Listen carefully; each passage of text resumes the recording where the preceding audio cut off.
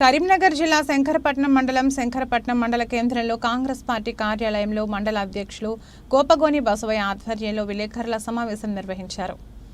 ఈ సమావేశానికి ముఖ్య అతిథిగా టీపీసీసీ సభ్యులు బత్తిన శ్రీనివాస్ గౌడ్ హాజరై మీడియాతో మాట్లాడుతూ ఐకేపీ కేంద్రాల్లో వరిధాన్యాన్ని రైస్ మిల్ యాజమాన్యాలు కొనుగోలు చేయాలన్నారు.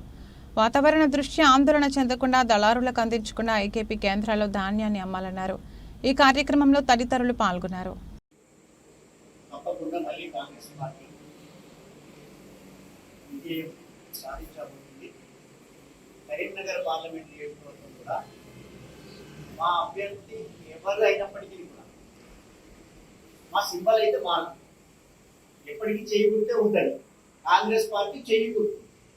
ఫలానా మనిషి అనేది మాత్రం కేవలం అదనంగా 10 ఓట్లు సంపాదించుకోవడానికి ఎక్కడికొచ్చేదేమో కానీ మా సింబల్ మారదు, పార్టీ మారదు. కాబట్టి కాంగ్రెస్ పార్టీ అభ్యర్థి ఎవరిని నిర్ణయించినా ఇవాళ ప్రజలు మాత్రం తప్పకుండా కాంగ్రెస్ పార్టీకి అనుకూలంగా ఉండరు. ఎందుకంటే మేము గత శాసనసభ ఎన్నికల ముందు ఏదైతే అనౌన్స్మెంట్ చేసినటువంటి కార్యక్రమాలు ఉన్నాయో వాటిని దాదాపుగా 75% మేము అమలు తీసుకురావడం జరిగింది.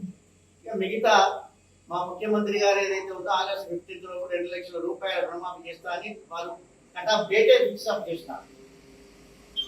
రెండవది ఇక 2500 రూపాయలు ప్రతి ఇంటికి మహిళకి ఇవ్వడానికి ఏదైతే ఆ స్కీమ్ ఉందో ఆ పథకం ఉందో పార్లమెంట్ ఎన్నికల అనంతరము పూర్తి స్థాయిలో సర్వే చేసి అర్హులైనటువంటి లబ్ధిదారులందరికీ కూడా 2500 రూపాయల పథకాన్ని అమలు చేయడానికి ఈ కాంగ్రెస్ ప్రభుత్వం సిద్ధంగా ఉంది.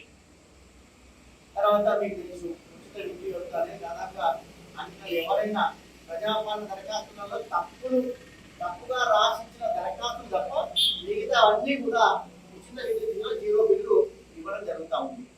ఉచిత బస్సు ప్రయాణం మీ అందరికీ తెలుసు. అదేవిధంగా సిలిండర్ ధర తగ్గించడం అనేది మీ అందరికీ తెలుసు. కాబట్టి మహిళలు ప్రజలు తర్వాత వ్యవసాయ కూలీలు తర్వాత ఇంకొకటి మా ముఖ్యమంత్రి గారు వచ్చే వానాకాలం పంట నుంచి ప్రతి క్వింటాల్కు 500 రూపాయల బోనస్ ఇస్తామని వాళ్ళు అప్పుడు కూడా చెప్పారు వానాకాలం పంట నుంచి. కాకపోతే ఏదో కోయిల ముందే కూర్చున్నట్టు ప్రతిపక్షాలు ఏం చేస్తున్నారు, వారు 10 ఏళ్ళ నుండి చేయలేనటువంటి వ్యక్తులు 10 ఏళ్ల కాలం సరిపోనటువంటి వ్యక్తులు 4 నెలలకే చేయలేదు అని ప్రజలను గందరగోళ పరిస్థితిలో నెట్టి అయోమయాన్ని గురి చేసేటువంటి పరిస్థితి తీసుకొస్తారు. ప్రజలు అంత వెరివాళ్ళు కాదు, ప్రజలు చాలా చైతన్యవంతులు. వాళ్ళే అంటున్నారు గ్రామాలలో పోతే వాడు 10 ఏళ్ళ నుంచి చేయలేదు కానీ ఇప్పుడే వీళ్ళు చేయలేదని అంటారని ప్రజలే తిరిగబడి చెప్తా ఉన్నారు. కాబట్టి మాకు సమయం ఉంది. తప్పకుండా ఏదైతే మేనిఫెస్టోలో పెట్టిన ప్రకారం తప్పకుండా మేము ఇచ్చిన ఏది మేనిఫెస్టోలో పెట్టినటువంటి పథకాలు కానివ్వండి, దానికి అదనంగా కూడా మొన్న రాహుల్ గాంధీ గారు 5 న్యాయ్ అనేటువంటి కార్యక్రమం ఐకేపీ సెంటర్ల వాళ్ళు చేసిన వాళ్ళు ఏదైతే సెంటర్లకు వచ్చినటువంటి వరిధాన్యాన్ని వెంటనే వెయింగ్ చేసి అనవసరమైన కొట్లు వేయకుండా కాలు పేరు మీద ఇబ్బంది చేయకుండా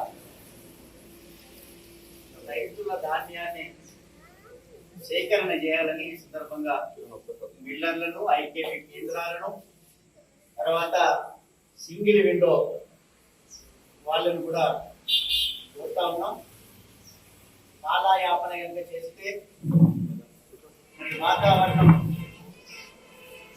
ఇబ్బంది పెట్టి రైతులను గందరగోళ పరిస్థితి ఉంది. కాబట్టి కాలు పేరు మీద వాటి పేరు మీద ఇతరత్ర ఇబ్బందులు గురి చేయకూడదని మేము అటు రైస్ మిల్లర్స్ అటు సింగిల్ విండో అధ్యక్షులను సింగిల్ విండో పాలక వర్గాలను అదేవిధంగా ఐకేపీ సెంటర్లను మేము కోరుతున్నాము. అదేవిధంగా రెండవది రైతులకు కూడా ఒక విజ్ఞప్తి చేస్తా ఉన్నాము. ఆదరబాదరగా మరి తీసుకురాకుండా కొంత నాణ్యమైన సరుకులు తీసుకొచ్చి మరి అక్కడ కనుక అప్పచెప్తే మీకు దళారుల చేత అధికంగా కోత పెట్టకుండా ఉండేటువంటి అవకాశం ఉంటుంది కనుక మేము రైతులకు కూడా సవినయంగా మేము విజ్ఞప్తి చేస్తా ఉన్నాం. నాణ్యమైనటువంటి సరుకులు తీసుకురావాలా, ఇబ్బంది పడకుండా చూసుకోవాలని సందర్భంలో వారికి ఒక విజ్ఞప్తి చేస్తా ఉన్నాం. మిల్లర్లు లేదా ఐకేపీ సెంటర్ల దగ్గర లేదా తూకం వేసే విధానంలో కానీ ఏదైనా తప్పులు జరిగితే తప్పకుండా ప్రభుత్వం దృష్టికి తీసుకెళ్ళి కఠినమైనటువంటి చర్యలు తీసుకోవడానికి మేము వెనుకాడేది లేదని సందర్భంగా మేము హెచ్చరిస్తున్నాము.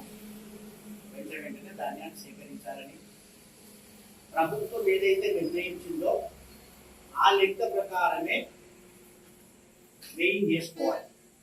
అంతే తప్ప అనవసరంగా వాళ్ళ ఇష్టారాజ్యంగా కనుక చేస్తే మాత్రం తప్పకుండా మేము ప్రభుత్వం దృష్టికి తీసుకెళ్తాం. వారి మీద చట్టపరమైన చర్యలు తీసుకుంటామని సందర్భంగా వారిని హెచ్చరిస్తున్నాం.